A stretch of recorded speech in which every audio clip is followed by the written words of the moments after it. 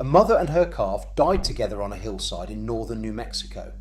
Their bones were broken open from the inside. Someone kept a fire burning beside them, low and steady, for hours. The date came back at around 37,000 years ago. That is not a small correction. That is roughly 24,000 years before anyone is supposed to have set foot on this continent. Wrong era by a margin so large, it stops being a debate about dates and becomes a debate about whether the whole map is drawn correctly. But here is the part that should actually bother you. This is not one strange hillside. It is the furthest edge of something that has been quietly cracking for 50 years. And the people who found the earlier cracks paid for them. The place is called the Hartley Mammoth site, on a slope outside a town called Abiquiu, about an hour north of Santa Fe. Red rock, dry air, enormous sky. Georgia O'Keeffe lived and painted there for decades because of the light. It looks like a landscape where nothing has ever happened. Around 2013, someone noticed a pale, curved shape eroding out of the dirt and mentioned it to the man who owned the land. The usual next step, when a mammoth appears on your property, is to go and find a paleontologist. The landowner had already solved that problem by being one. His name is Timothy Rowe. He is a vertebrate paleontologist at the University of Texas at Austin, and his particular speciality is not digging, it is scanning. He has built a career putting fossils through high-resolution CT machines to see what is inside them without cutting them open. Of every hillside in the American Southwest, the mammoth had arranged to be buried under the one owned by the person best equipped to look inside her. Hold on to that, because it changes what this site was able to prove. What came out of the ground was two animals, an adult female and a juvenile, in the same deposit. That pairing is not a coincidence, and it is worth understanding why. Mammoths were elephants. Everything we know about elephant social structure suggests mammoths lived the same way, with adult females and their young travelling together and adult males living largely alone. A full-grown female and a calf found in one place is not two animals that happen to die nearby. That is a family. Often the bones were wrong in a very particular way. Ribs broken, blunt force damage, punctures, pieces struck clean off. Then the radiocarbon came back at 36,250 to 38,900 years. Call it 37,000. To understand what that number collides with, you need the wall. For most of the 20th century, American archaeology had one clean answer. People arrived about 13,000 years ago, walking down through a corridor that opened in the ice, carrying a distinctive fluted spear point, first identified near Clovis, New Mexico. Before Clovis, nobody. It was called Clovis First, and for decades it was not really a theory. It was the boundary of what you were permitted to believe. That wall is now down. Genuinely down, not politely questioned. But I want to be very precise about how far down, because this is the part most videos on this subject blur, and I am not going to. The accepted frontier today sits somewhere above 20,000 years.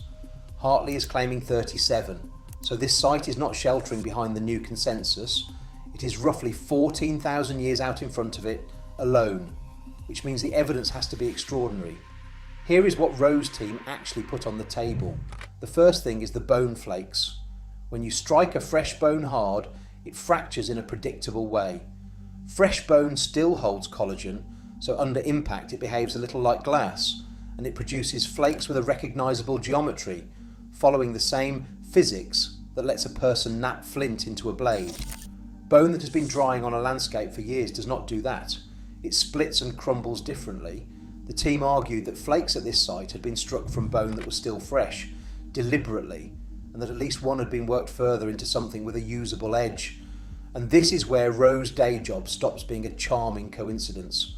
Arguments like this normally die on the surface of the bone, with two specialists staring at the same scratch and disagreeing. Rowe scanned the material and modelled the fractures in 3 dimensions, not the outside of the break, the inside of it. Then there is the fire, and frankly, that is the detail I find most difficult to dismiss. In the same deposit there was a burn zone, burned bone, very fine charcoal, and a chemical signature suggesting a fire that had burned at relatively low temperature in one place for a sustained period. That distinction carries the whole argument. A wildfire is a fast event. It burns hot, it travels, it leaves a very different mark across a wide area. A fire that sits still and smoulders gently for hours is, as a general rule, a fire somebody is feeding. And scattered through that burn were small animals, small mammals, birds, fish. Nothing that natural processes gather next to a dead mammoth. Everything you would expect around a spot where people sat down and ate. Put together, it reads like a camp. And now the hole in the middle of it. There are no stone tools, not one. No points, no scrapers, no flint debris, no cores. Every object at Hartley identified as a tool is made of bone, taken from the mammoths themselves. I want to make the case against this properly, at full volume, because it is a serious case. Bone breaks. That is the entire difficulty. A mammoth carcass lying in the open is something other very heavy animals walk over, and a mammoth setting its foot on a rib applies several tons to it. Carnivores chew bone, and their teeth leave punctures that look uncomfortably like tool marks. Sediment presses down for tens of thousands of years and cracks it. Frost splits it, water moves it. Every one of those processes can manufacture something that resembles butchery, and this field has been fooled by all of them. There is already a word here for a stone that looks like a tool but was shaped entirely by nature, a geofact. What the critics are effectively arguing is that Hartley is full of the bone version. And notice that the missing stone tools make their case stronger, not weaker. If somebody camped here long enough to maintain a fire and cook a meal, where is the rest of the kit? Saying they worked only in bone is a possible answer. It is also exactly what you would be forced to say if nobody had ever been there. So if Hartley stood completely alone, this would be easy. One unusual hillside, one owner with a scanner, one impossible number. File it and move on. Except it does not stand alone, and the sites standing near it have already been through the fire. 200 miles south, in the same state, at White Sands National Park, researchers excavated human footprints in the bed of an ancient lake. Not tools that might have washed in, not charcoal you have to argue about. Footprints, impressions left by feet pressing into wet ground and then sealed. The dates came back between 21 and 23,000 years. Critics went for the one door left open, which was the dating method. The original work used seeds from an aquatic plant, and water plants can take up old carbon dissolved in the water, which would make them read older than they are. That is a real effect and a legitimate objection, so the researchers went back. They dated pollen from land plants, which do not have that problem. They ran optically stimulated luminescence, which measures when sediment grains last saw sunlight. Different material, different method, same answer. Then other teams came at it again using lake mud and laboratories with no connection to the original study, and it held. When a site survives its own harshest critics, that many times the problem stops being the site. Further east, in Pennsylvania, there is a rock shelter called Meadowcroft, excavated by James Adovazio, with human traces reaching back around 16,000 years. The response was a single word: contamination.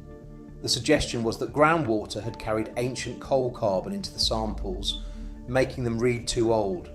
Here is the uncomfortable part. Nobody ever demonstrated that it happened. The charge did not need to be proven. It only had to be repeated, calmly and often, for long enough to keep the site quarantined. That is the quieter mechanism in this entire story. You do not have to destroy an inconvenient site. You only have to call it contaminated and let the doubt do the work. And it has always had a cost.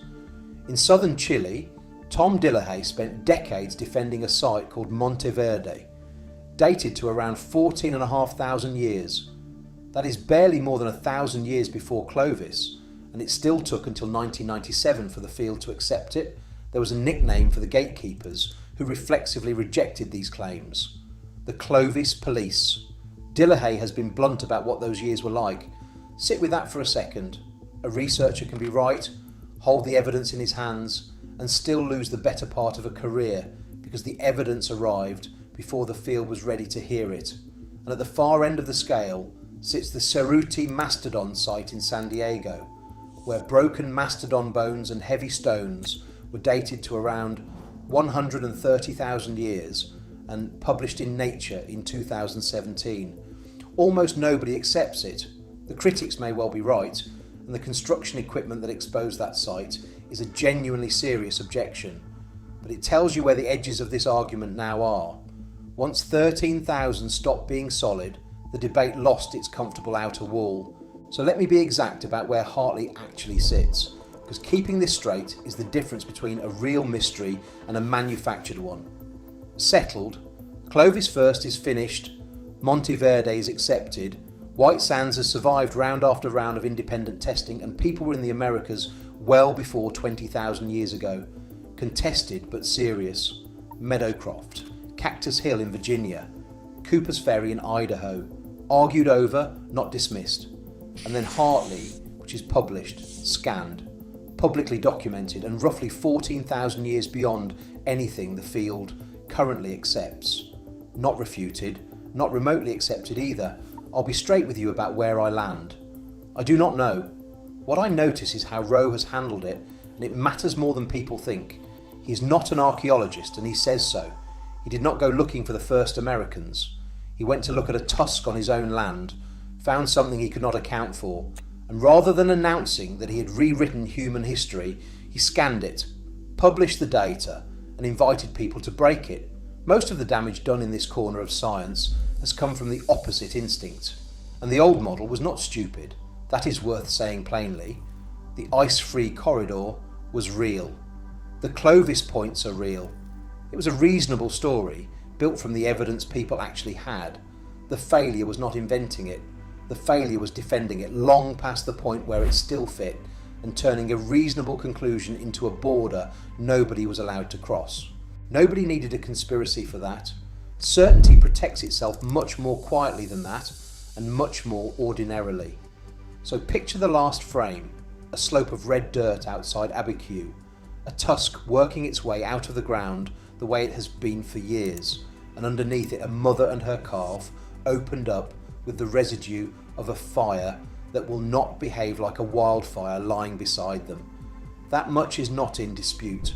Two animals, one small, 37,000 years ago, and something sitting next to them keeping a fire alive. The only open question left is what was holding the tools. If you found this fascinating, hit subscribe. And tell me in the comments which way you lean, because I'm genuinely undecided. Do the bone flakes convince you? Or is this nature doing an unusually good impression of a butchery site? Thanks for watching.